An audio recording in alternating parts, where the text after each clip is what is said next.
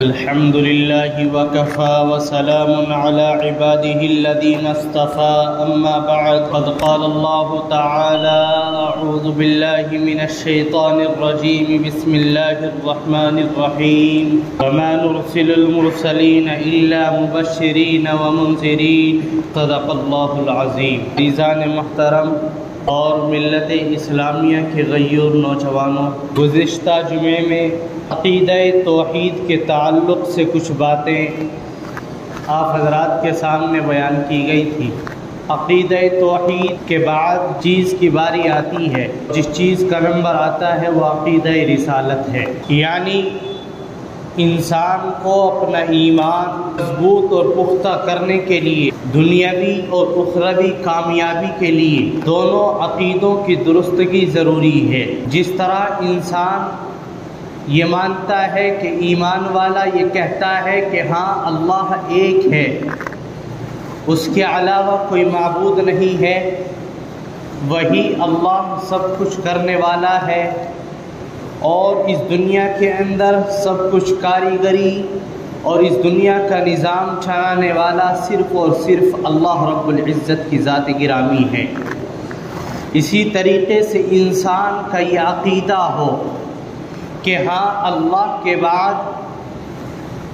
اللہ کی توحید کے بعد اگر کوئی ہستی، اگر کوئی ذات ماننے کے لائق ہے تو وہ آپ صلی اللہ علیہ وسلم کی ذات گرامی ہے، وہ عقیدہ رسالت ہے. جس طرح انسان کا عقیدہ توحید مضبوط ہو، اسی طریقے سے اس کا عقیدہ رسالت بھی مضبوط ہو. اگر ان دونوں عقیدوں میں سے کوئی ایک عقیدہ انسان کا کمزور پڑ جائے تو اس کا ایمان کمزور ہے، اس کا ایمان ڈگمگا جاتا ہے اور اس کے ایمان کا کوئی اعتبار نہیں ہے. میں آپ کو شروع سے لے کر کے چلوں اللہ رب العزت کے لیے اور آپ صلی اللہ علیہ وسلم کے لیے. جب ہم ایمان لے کر کے آتے ہیں اور کوئی ایمان کے اندر داخل ہوتا ہے، سب سے پہلے کلمہ پڑھتا ہے لا الہ الا اللہ محمد الرسول اللہ صلی اللہ علیہ وسلم، کہ اللہ کے سوا کوئی معبود نہیں اور محمد صلی اللہ علیہ وسلم وہ اللہ کے رسول ہیں. اگر کوئی ایمان لانے والا صرف اور صرف لا الہ الا اللہ پڑھے اور محمد الرسول اللہ کو چھوڑ دے تو اس کا ایمان ادھورا ہے، وہ مکمل ایمان والا نہیں کہلا سکتا، وہ مسلمان ہو ہی نہیں سکتا. اسی لیے جب کوئی ایمان لاتا ہے اور عقیدہ توحید کو پڑھتا ہے تو ساتھ ساتھ میں عقیدہ رسالت کو پڑھایا جاتا ہے. آمنت باللہ وملائکتہ وکتبہ ورسلہ والیوم الآخر والقدر خیرہ وشرہ من اللہ تعالی والبعث بعد الموت. وہ کہتا ہے کہ میں ایمان لایا اللہ پر اور اس کے فرشتوں پر، اس کی کتابوں پر، اس کے رسولوں پر، آخرت کے دن پر، قیامت کے دن زندہ اٹھائے جانے پر، اچھی بری تقدیر پر. یہ سب ایمانی عقائد ہیں. اگر یہ عقائد کمزور ہو جائے تو انسان کا ایمان گھٹتا ہوا چلا جاتا ہے. سب سے پہلا عقیدہ یہ ہے کہ ہمارا عقیدہ توحید مضبوط ہو کہ جو بھی کچھ کرنے والی ذات ہے وہ صرف اور صرف اللہ رب العزت کی ذات گرامی ہے. اور دوسرے نمبر پر عقیدہ رسالت ہمارا اتنا مضبوط ہو کہ اللہ رب العزت کا جو کلام ہم تک پہنچا ہے وہ آپ علیہ الصلاۃ والسلام کے حوالے سے پہنچا ہے. اگر اس عقیدہ رسالت کے اندر ذرا بھی تذبذب پیدا ہو جائے اور ذرا سا بھی شک پیدا ہو جائے تو اس کے ایمان کا خطرہ ہے. اس لیے کہ ہم تک جو چیز پہنچی ہے اور اللہ کا جو قانون، اللہ کا جو پیغام، اللہ کے جو احکامات ہم تک پہنچے ہیں، جن کے اوپر ہم عمل پیرا ہیں، وہ سب آپ علیہ الصلاۃ والسلام کے واسطے سے پہنچے ہیں. اللہ رب العزت نے اس دنیا کو بسایا اور اس دنیا کا دستور شروع ہوا، نظام چلتا رہا، اللہ کی عبادت ہوتی رہی. لیکن وقت جیسے جیسے بڑھا اس دنیا کے اندر فسادات بڑھتے چلے گئے، ظلم و ستم نے दबदबा कायम किया और इस दुनिया के अंदर ऐसी तारीकी कायम हुई कि एक इंसान दूसरे इंसान का दुश्मन बन बैठा, एक इंसान दूसरे इंसान के खून का प्यासा हो गया। जब अपने रब की शनाख्त को लोगों ने भुलाना शुरू कर दिया, जब इंसान अपने रब की मारिफत से दूर हो गया, जब इंसान ने अपने रब को बिल्कुल भूला दिया, जब इंसान अपने रब से बिल्कुल गाफिल हो गया, उसे ये तमीज़ तक पैदा न रही कि आखिर अल्लाह ने तुझे पैदा किया है और इस दुनिया के निज़ाम के अंदर जो तू ज़िंदगी गुजार रहा है, ये दुनिया किसने बनाई है और इस दुनिया का बनाने वाला कौन है। जब इस दुनिया के अंदर चारों तरफ अफरा तफरी फैली, चारों तरफ जुल्म सितम शुरू हो गया, लोग एक दूसरे के दुश्मन हो गए, कत्ल व गारत गिरी शुरू हो गई, तो अल्लाह रब्बुल इज़्ज़त ने उस वक्त में अपने अंबिया का एक सिलसिला शुरू किया, अपने रसूलों का मुबश्शिरीन और मुनज़िरीन का एक सिलसिला शुरू किया और कुरान ने इरशाद फरमाया वमा नुरसिलुल मुरसलीन इल्ला मुबश्शिरीन व मुनज़िरीन, कि हमने लोगों के पास खुशखबरी देने वाले भी भेजे, डराने वाले भी भेजे। खुशखबरी देने वाले इस एतबार से कि जो लोग नेक किरदार के, नेक अफ़आल के लोग थे, उनको वो खुशखबरी देने वाले थे। जो लोग बदकिरदार थे और इस दुनिया के अंदर बदी को फैलाने वाले थे, उनको वो डराने वाले थे। अल्लाह रब्बुल इज़्ज़त ने अंबिया और रसूल का एक सिलसिला शुरू किया है और ये सिलसिला चलता रहा। अल्लाह रब्बुल इज़्ज़त लोगों की भलाई के लिए, लोगों को संवारने के लिए, लोगों की हिदायत के लिए अल्लाह का ये निज़ाम चलता रहा और एक वक्त तक चला। आखिर में जब एक वक्फ़ा गुज़रा और कुछ वक्त ऐसा गुज़रा कि अल्लाह ने नबियों के एक सिलसिले को ख़त्म किया, तो फिर इस दुनिया के अंदर फसाद फैलने शुरू हुए। फिर इस दुनिया के अंदर दोबारा ऐसे बिगाड़ पैदा हुए कि आप उसका तसव्वुर नहीं कर सकते। एक शायर एक लकीर खींच करके कहता है कि बदी का जोर था, हर सू जहालत की घटाएं थी, चारों तरफ फैली जुल्म व सितम की हवाएं थी। कि अगर उनमें आपस में जंग जल जाती थी, आपस में तो जलती थी, जल्दी से एक दूसरे के बस में आती ही नहीं थी। और दूसरा शेर एक शायर ने कहा कि अगर वो बच्ची की पैदाइश का घर में जिक्र सुन लेते तो उस मासूम को जिंदा ज़मीन में दफन कर देते। इस दुनिया के अंदर फिर तारीकी इस कदर फैली कि इंसान भूल गया कि तू कौन है,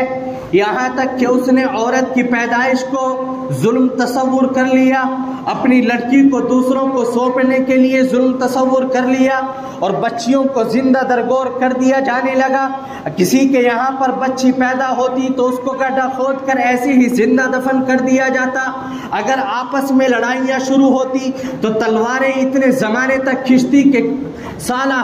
तक भी वो जंगें ख़त्म नहीं होती थी। जब ऐसा माहौल इस दुनिया के अंदर पैदा हुआ, तारीकी इस दुनिया के अंदर चारों तरफ छा गई, फिर अल्लाह रब्बुल इज़्ज़त ने अपने नबी आखिरुज़्ज़मा मुहम्मदुर रसूलुल्लाह सल्लल्लाहु अलैहि वसल्लम को इस दुनिया के ऊपर मबऊस फरमाया। और फिर कुरान ने बयान किया वमा अरसलनाका इल्ला रहमतन लिल आलमीन, कि हमने आप सल्लल्लाहु अलैहि वसल्लम को तमाम आलम के लिए रहमत बना करके भेजा है। और कुरान करीम बयान करता है, जब अल्लाह ने कुरान का सिलसिला शुरू किया, अलिफ लाम मीम ज़ालिकल किताबु ला रैब फीह हुदल लिल मुत्तकीन, एक तरफ अल्लाह ने अपना पैगाम शुरू किया, एक तरफ अल्लाह ने अपने अहकामात का सिलसिला शुरू किया और दूसरी तरफ अल्लाह अपने नबी की वहदानियत और अपने नबी की रिसालत लोगों को समझा रहे हैं। वमा अरसलनाका इल्ला रहमतन लिल आलमीन, कि अल्लाह रब्बुल इज़्ज़त ने मुहम्मदुर रसूलुल्लाह सल्लल्लाहु अलैहि वसल्लम को तमाम आलम के लिए रहमत बना करके मबऊस किया है। आप अलैहिस्सलातु वस्सलाम के इस उम्मत के ऊपर एहसानात और इनामात किस कदर हैं कि आप उसका तसव्वुर नहीं कर सकते। انسان کے اوپر اللہ کی نعمتیں اس قدر کہ اگر انسان ان کو شمار کرنا چاہے تو نہیں کر سکتا، لیکن یہ کہ اللہ نے اپنے نبی کو رحمت بنا کر کے بھیجا، یہ اس سے بھی بڑا احسان اور اس کا فضل ہے۔ اور امت محمدیہ کے اندر آپ علیہ الصلاۃ والسلام کی اقتداء کرنے والے، آپ علیہ الصلاۃ والسلام کی اتباع کرنے والے اس قدر لوگ پیدا ہوئے، اس قدر لوگ پیدا ہوئے کہ انہوں نے آپ صلی اللہ علیہ وسلم سے سچا عشق کر کے دکھلایا، اور انہوں نے دنیا کو بتلایا کہ ہاں عقیدہ رسالت کو کس طریقے سے مضبوط کیا جاتا ہے۔ صحابہ کرام کے واقعات آپ حضرات کے سامنے ہیں کہ کس طریقے سے وہ آپ علیہ الصلاۃ والسلام سے محبت کرتے تھے، جب جا کر کے انہیں مژدہ ملا ہے رضی اللہ عنہم ورضوا عنہ کا۔ آج ہم بھی مسلمان ہیں، ہم بھی نبی کے نام لیوا ہیں، لیکن ایک طرف وہ صحابہ ہیں جنہوں نے آپ علیہ الصلاۃ والسلام کی خاطر صرف یہ نہیں کہ اپنے مالوں کو قربان کیا ہے، جب کوئی معاملہ پیش نظر ہوتا تو صحابہ کا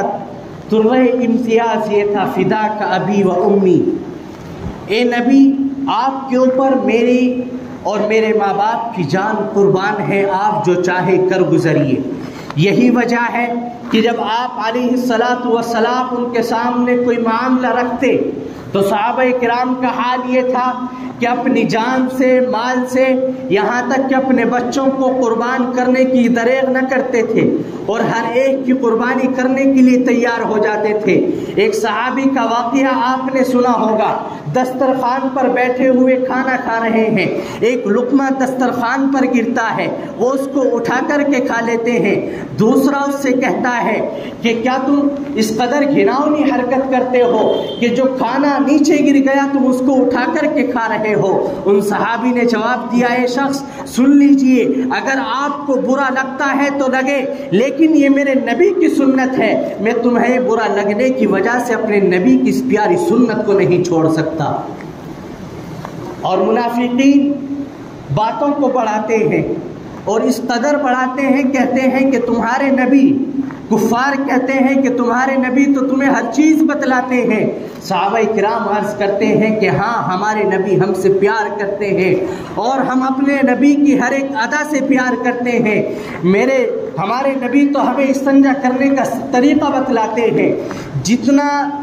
اخلاقیات پر کے اوپر اس اسلام کے اندر زور دیا گیا ہے، کسی اور مذہب کے اندر زور نہیں دیا گیا۔ آپ علیہ الصلاۃ والسلام نے صحابہ کے ایمان کو کس قدر مضبوط کیا کہ زندگی کے ایک ایک لمحے میں جگہ جگہ ان کے ایمان کو اس قدر مضبوط کیا ہے۔ اللہ رب العزت کے کلام اور اللہ رب العزت کے احکامات ان کے سامنے اس طریقے سے رکھے ہیں کہ صحابہ کرام نے اس دنیا کے سامنے وہ زندگی کا مناظرہ پیش کیا ہے کہ آج لوگ انہیں پڑھ پڑھ کر کے، واقعات پڑھ پڑھ کے عبرت اور سبق حاصل کرنے پر مجبور ہیں۔ آپ نے سنا ہوگا مہاتما گاندھی کو، جب اقتدار آیا تو انہوں نے کہا کہ ہمارا یہ اقتدار حضرت عمر رضی اللہ تعالی عنہ کی عدالت کے بغیر پورا نہیں ہو سکتا، حضرت ابو بکر کی صداقت کے بغیر پورا نہیں ہو سکتا۔ تو میرے دوستو، صحابہ کرام نے آپ علیہ الصلاۃ والسلام سے اس قدر محبت کی ہے، عقیدہ رسالت کو انہوں نے اس قدر مضبوط کیا ہے کہ آج مسلمان تو دور کی بات، غیر بھی ان کا نام لینے پر مجبور ہے اور ان کی مثالوں کو پیش کرتے ہیں۔ لیکن دوسری طرف آج ہم بھی مسلمان ہیں، نبی کے نام لیوا ہیں،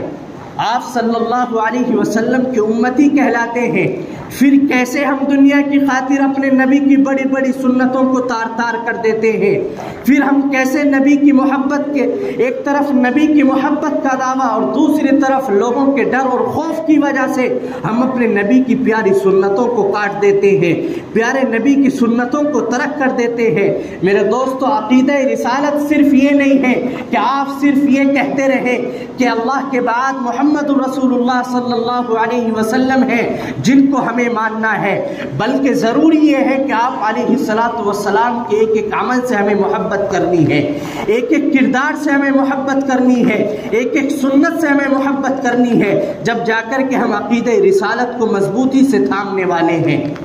اس لیے جہاں ہم فرض کو پورا کرتے ہیں وہیں ہمارے لیے سنتوں کو پورا کرنا ضروری ہے۔ جہاں ہم فرائض کو اور دوسرے احکامات کو انجام دینے کی کوشش کرتے ہیں، اسی طریقے سے آپ صلی اللہ علیہ وسلم کے فرمودات اور آپ علیہ السلام کے ارشادات، ان کو بھی ہمیں اپنانے کی ضرورت ہے، ان سے بھی ہمیں محبت کرنے کی ضرورت ہے۔